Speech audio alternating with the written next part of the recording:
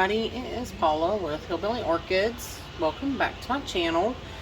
I was in the kitchen today making coconut husk and kind of looking over everybody out here in the kitchen, and I was like, well, I guess it's time to scoot this brace up a little bit on this little guy. And then of course these beautiful beauties bloomed open. The Roselia, these guys. This one's not quite open all the way yet, but it's getting there. Well, it's more open than it was earlier. But when I was going over everybody, I figured I needed to discuss this plant right here. So we're going to take it back to the grow space, and I'm going to talk to you a little bit about this Miltoniopsis. So hang tight. The Nellie Eiler's looking really good, ain't she? Really good. That growth is growing nicely. Alright, hang tight and we'll go back to the grow space. Alright, we are back. The stupid phone's wanting to give me fits, so I was trying to turn on the light, so I was trying to zoom in a little bit so we could turn on the light.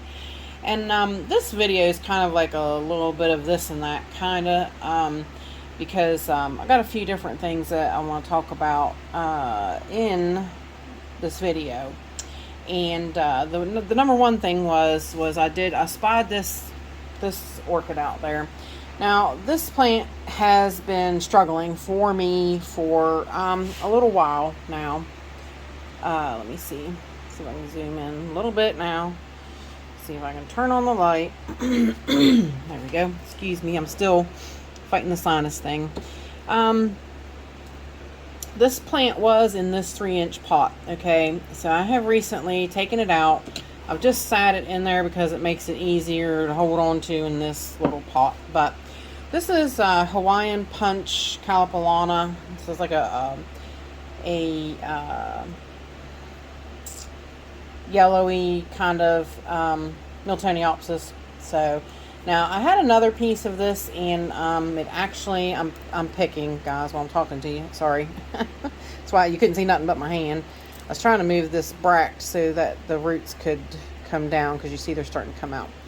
So, which I feel like it is a little still too high in the pot, but I might put a small piece of synthic there when we get done to help.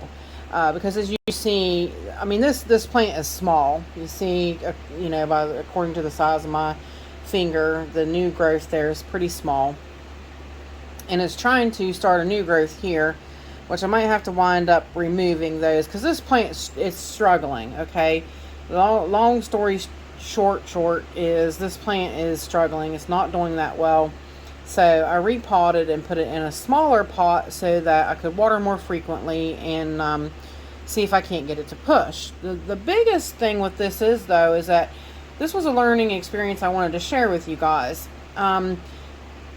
When the root system's not that good, and you can see the root system is not that good. Those roots were still alive, but they're pretty well kind of on their way out. So I need to really get some new roots started. Which this is a new growth, so this will start putting out roots. But the big thing is do you see what's right there?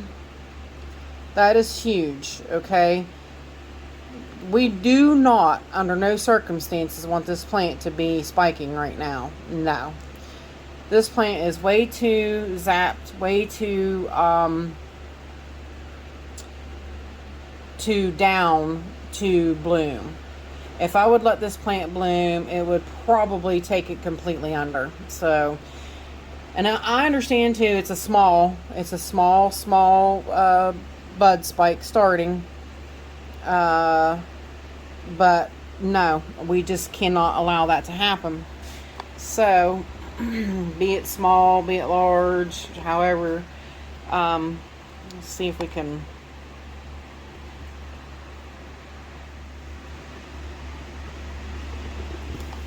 zoom in a lot closer, get you to an angle here where we can see.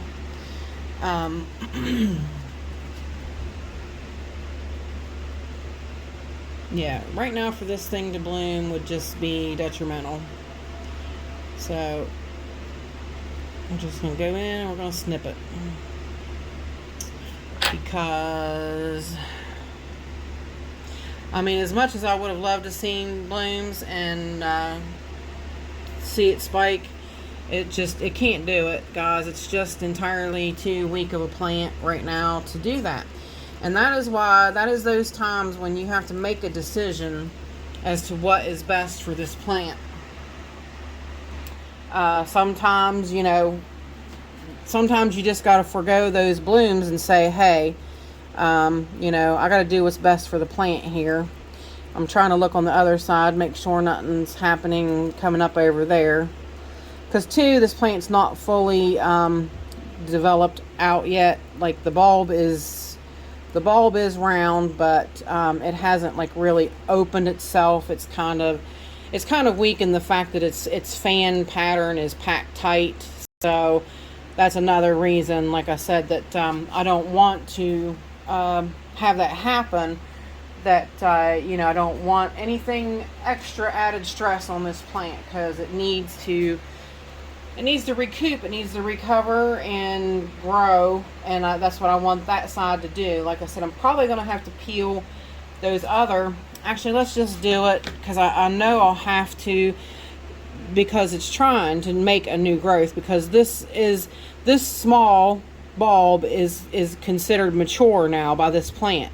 That's how weak this Miltoniopsis is right now. So it's thinking, well, that's mature now, so I've got to grow another growth. And it's just doing what it's supposed to be doing. So we're going to assist it here.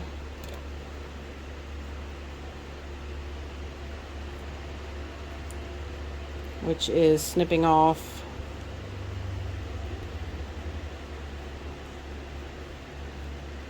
hopefully I'm keeping you guys in frame enough to see what's going on.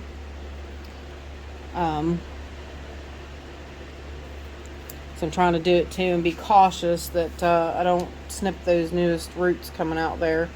Now this old bract here will die off later. It'll dry up and it'll be easier to peel.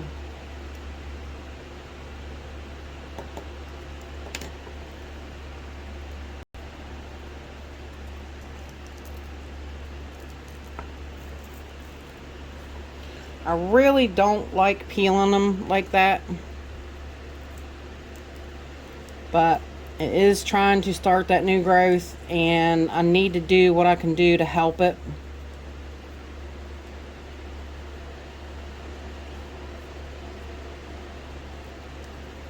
And like I said, I may have to wind up repotting once, because see now, like I said, this one will start new roots. And then that baby one will start new roots as well. So, but we're going to grab a piece of Synthic. If I don't break my neck over the heater.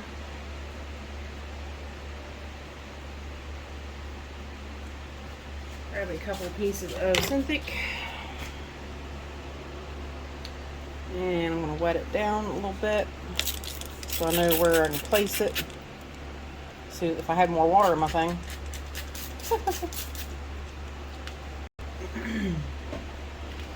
All right.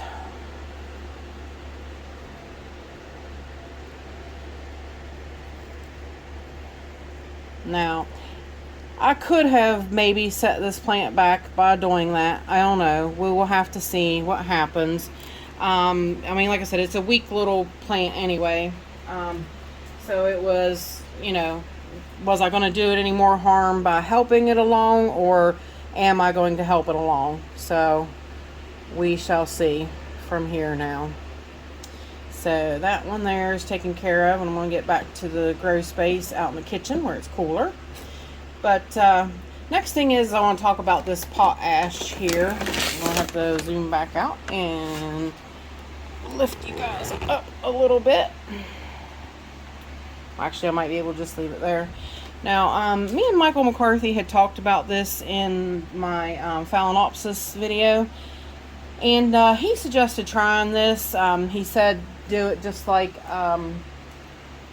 sprinkle it just like dolomite in your pots that need more potassium. And I'm like, okay, especially your Phalaenopsis. I mean, I didn't actually do any of the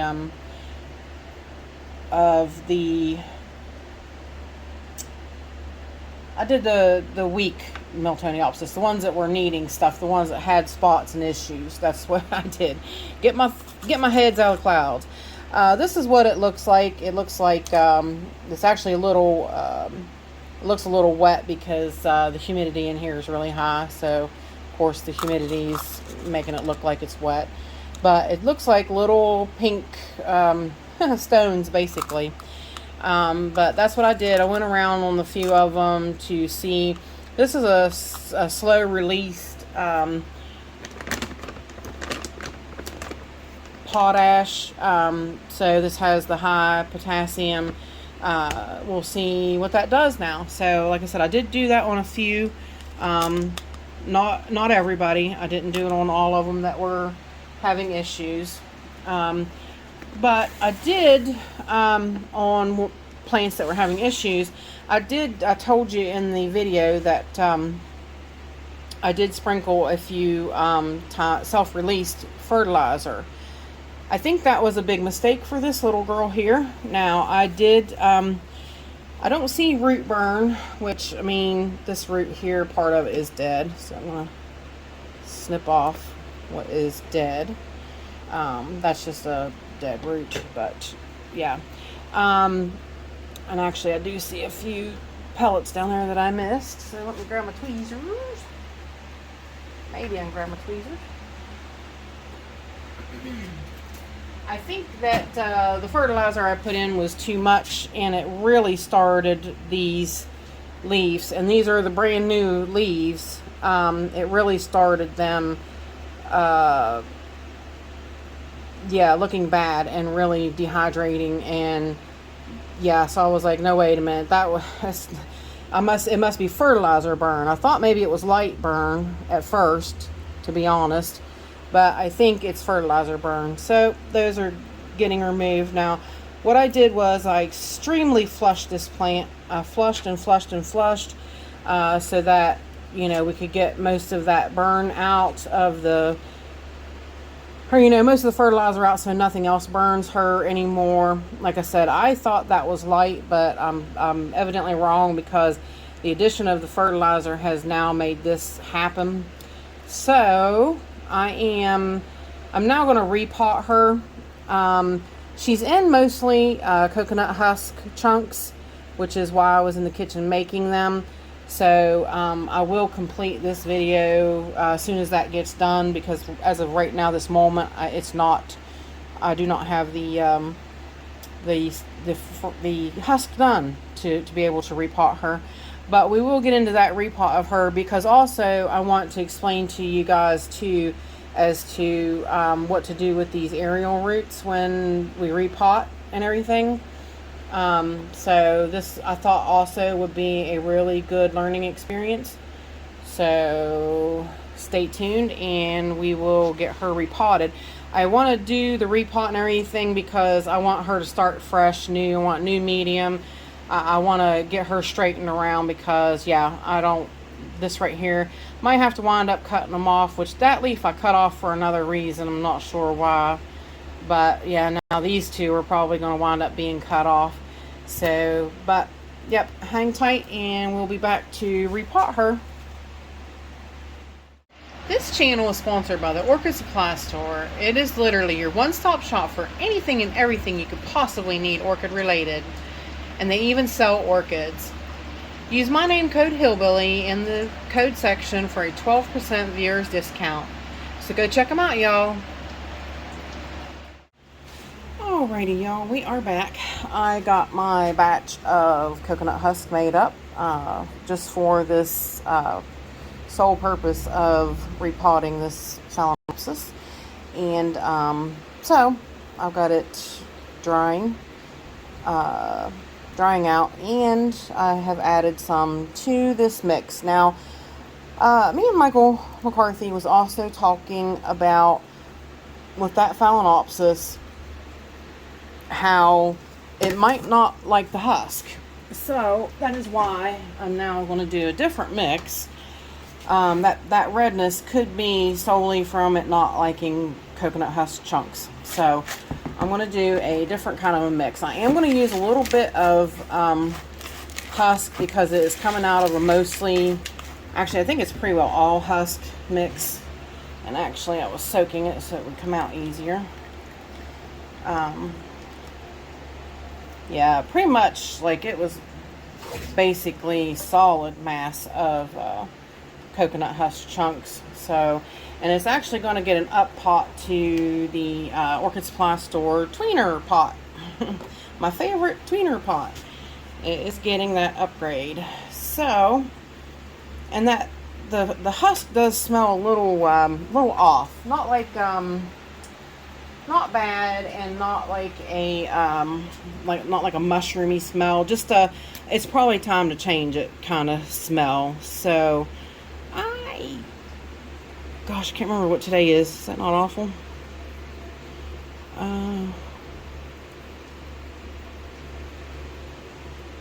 That'll work. I can't remember if it's 24th or 25th. And then I'm not 100% sure when this is going to air for you guys. So,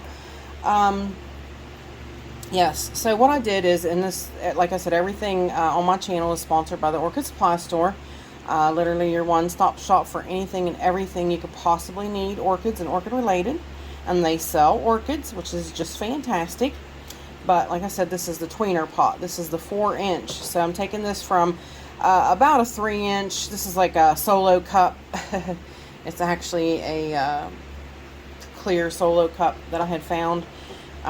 So it's going in the tweener pot, and the media is all Orchid Supply store media. Now what we're doing is, like I said, I'm using my coconut husk chunks. Let me see if I can zoom in a little bit, you guys, and turn the light on, if it will allow me now. Okay, that might help a little bit. It's pretty. I mean, the sun's shining for right now, but the clouds are like half over. We're gonna have a pretty bad storm, it looks like. So, anyways, it seems kind of dark in here today. Other than, yeah, so I don't know why. But anyways, we are using my pre-treated coconut husk chunks. But like I said, I just made up last night, and we're using small orchiata bark chunks and the extra small chunks, and we're using the charcoal from the Orca Supply store. We're using the extra coarse perlite from the Orca Supply store, and I did throw in some oyster grit, so there's a little bit of oyster grit in here. So the smaller barks are going to help this maintain the moisture that it's used to by being in the coconut husk chunks. So that's what we're going to do with that. Now, gosh, I don't know whether to do it before or after. Maybe I'll just go ahead and do it before, get it done and get it over with. Me and Michael was talking too, because I asked him, I said, you know, what, in your opinion, do you think that was fertilizer burn? I really do, because like I said, I had threw in the pellets, and that was probably the worst thing I could have ever done. So that told me right there that it's more than likely fertilizer burn. But I sterilized my scissors, and we're cutting those off. So yeah, sad news, but it's got to be done, because if not, this could overtake my whole leaf. So, and I do not want that to happen. So basically we're going to come down to right about here, snip it off, and I will hit it with cinnamon here in a minute. But I'm going to re-sterilize with alcohol. This is 90%. I mean, I know it's the same plant, but still, I like to sterilize my tools in between everything I do. Cinnamon. I was looking and I was like, what am I looking for? Cinnamon. Gotta have cinnamon. Alright. So sadly, now this one. This one I'm going to go a little bit further down because it is yellower. So, yeah, sadly, it's going. All right, so now I'm gonna dab my cinnamon and rub along the wound.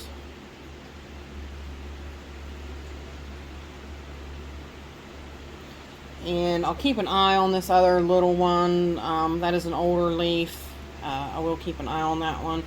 And like we said, maybe, you know, this could have been, fertilizer definitely didn't help the situation. So, but it could have been that it don't like the coconut husk chunks. So that is going to go by the wayside. We're getting it, you know, repotting it up in new. So let's see, since we're yeah, see how it's really dark in here today. But we'll go ahead and turn the light out, zoom out so everybody can see pretty decently. Because I do want to talk to you a little bit about these aerial roots. Now, a lot of people are so tempted to, when they repot, to shove these in a pot. You don't want to do that. Now, I'm releasing that one from the pot there. Basically, you want to repot this just how it is, okay? You don't want to force those roots into a media and stuff because they will just die. And that is definitely one thing you don't want your plant to do. So, now you could very easily, over several, I guess there was a little bit of, perlite in there, but it is definitely mostly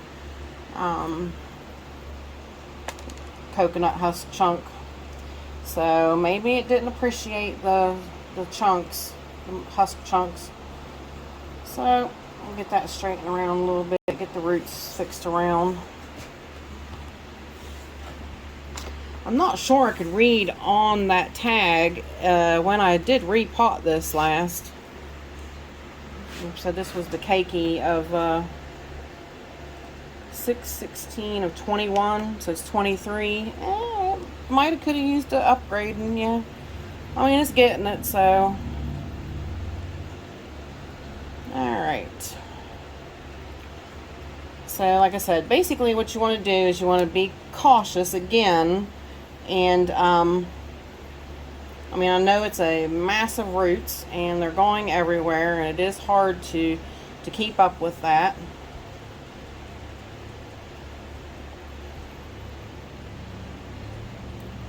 But you don't want to force those roots into a pot. Okay, now like I said, or started saying, I think, you can train those over several months to accept water. You know, you can set them in water, train them, you know, and get them prepared for a media if you wanted to. Now, to me, I think that's a lot to fuss with, and the aerial roots are just fine. They don't bother me any. You know, is what it is. I am going to have to put this one in though, because part of it was in and part of it was out. It grew out. So if I lose one, I'm not going to complain. But it is kind of hard to get the ones back in the pot that really need to be in the pot, if you know what I mean. So, but that's basically just a little fuss that you have to kind of do to get it back.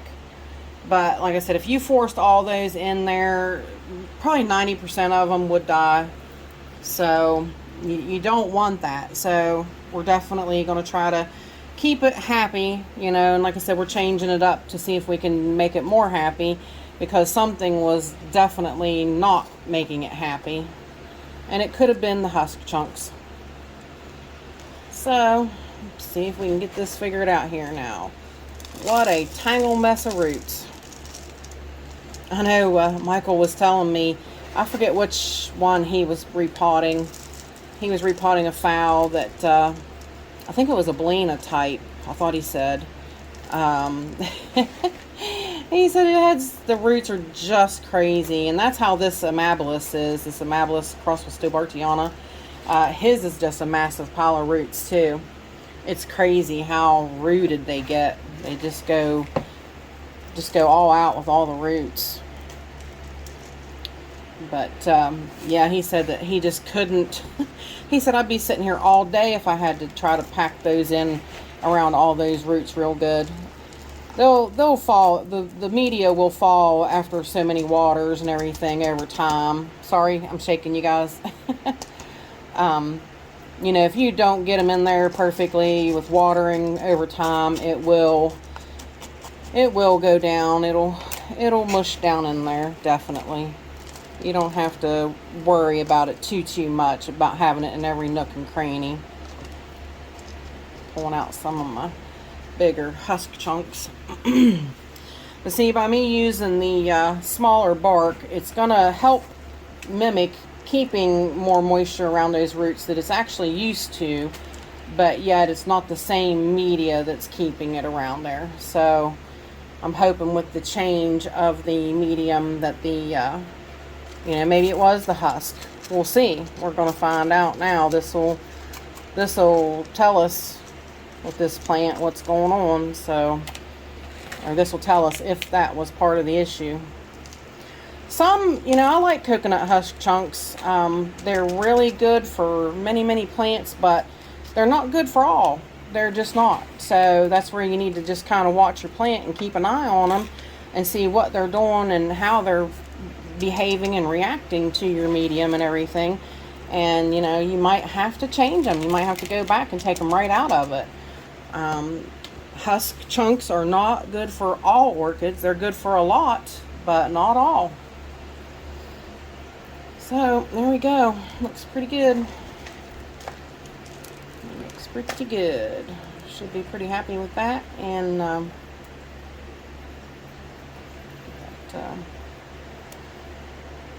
chunk out there. Yeah, like I said, she was basically due a repot anyway, and this should definitely help. She will definitely need a new bottom pot now, mask thing, so that I can keep her,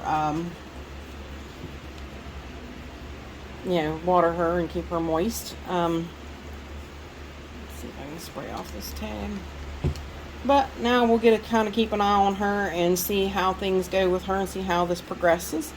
And that should do it. So with that said, I appreciate all you beautiful, wonderful people stopping by and hanging out with me. And bye for now, y'all. Till we meet again.